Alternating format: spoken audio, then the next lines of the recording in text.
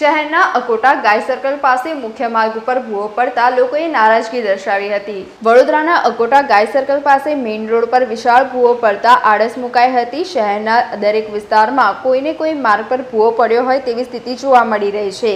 ગયા રવિવારે અકોટા ગાય સર્કલ પાસે મુખ્ય માર્ગ પર વિશાળ ભૂવો પડ્યો હતો। સાથે આગળ જતા અલકાપુરી હવેલીની નજીક પણ મેઇન રોડ પર ભૂવો પડ્યો હતો।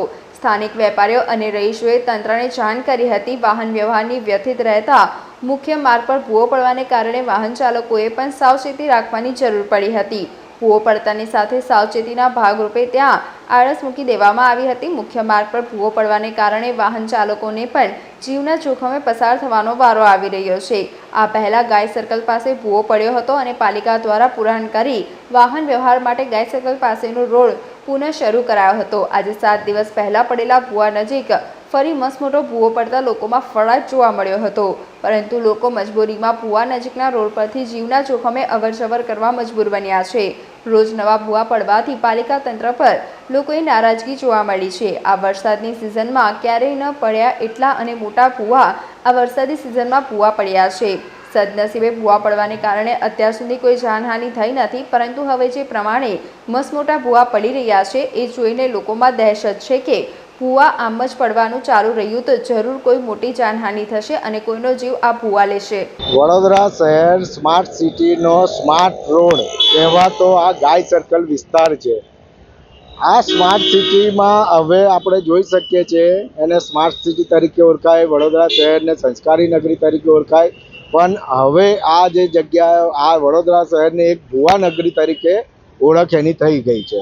આપણે જોઈ શકીએ છીએ કે વડોદરા શહેરમાં તમામ જગ્યાઓએ અત્યારે ભૂવા પડવાનું બંધ નથી થઈ રહ્યું, લગાતાર ભૂવા પડી રહ્યા છે।